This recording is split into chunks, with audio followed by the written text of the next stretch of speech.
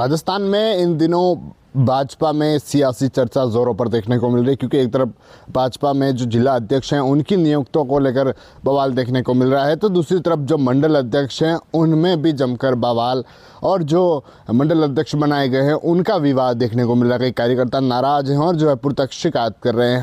अब जो नगर पालिकाओं के जो अध्यक्षों के कहीं कहीं चुनाव हो रहे हैं वहाँ पर भी भाजपा में खुलकर फूट सामने आ रही है। बांसवाड़ा जहाँ पर चर्चा हमेशा रहती है, जो उसकी राजनीति की चर्चा, उन सियासी चर्चा जो हमेशा देखने को मिलती है, अब वहाँ की जो कुशलगढ़ नगर पालिका है वहाँ पर अध्यक्ष पद के लिए चुनाव हो रहे हैं।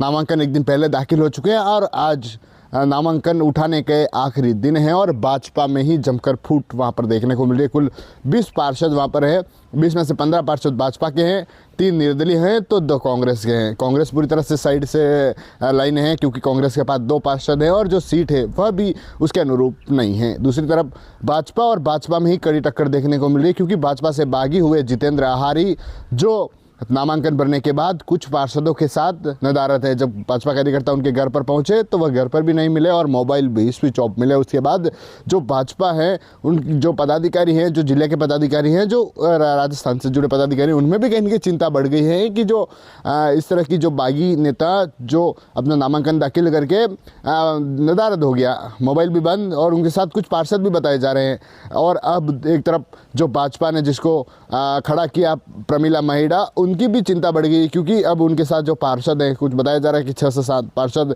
है जो जितेंद्र आहारी है वो अपने साथ लेकर चले गए। अब कहीं न कहीं अगर निर्दलीय 3 पार्षद हैं और अगर कुछ गठजोड़ होता है तो कहीं न कहीं ऐसा देखने को मिल सकता है कि जो जितेंद्र आहारी निर्दलीय भाजपा से बागी हो गए और अगर वह आ जाते हैं, अगर नामांकन नहीं उठाते हैं तो भाजपा के लिए जो बांसवाड़ा है, जो कुशलगढ़ है, वहाँ पर बड़ी मुश्किलें हो सकती है, मुश्किलें पैदा हो सकती है। ऐसे में जो भाजपा नेता हैं पूरी तरह से जुट गए हैं। ऐसे कई सारे आरोप थे, वह भी पहले देखने को मिले थे। और अब जो नगर पालिका अध्यक्ष का चुनाव है, क्योंकि भाजपा वहाँ पर 15 पार्षद भाजपा के हैं, 3 निर्दलीय पार्षद हैं और 2 20 पार्षदों में से सबसे अधिक बहुमत भाजपा का है, 15 पार्षद है। लेकिन भाजपा में ही आपसी फूट कहीं न कहीं भाजपा के लिए भारी पड़ती वहाँ पर दिखाई दे रही है। इस कारण जो नेता हैं वह समझाइश में लगे हुए हैं।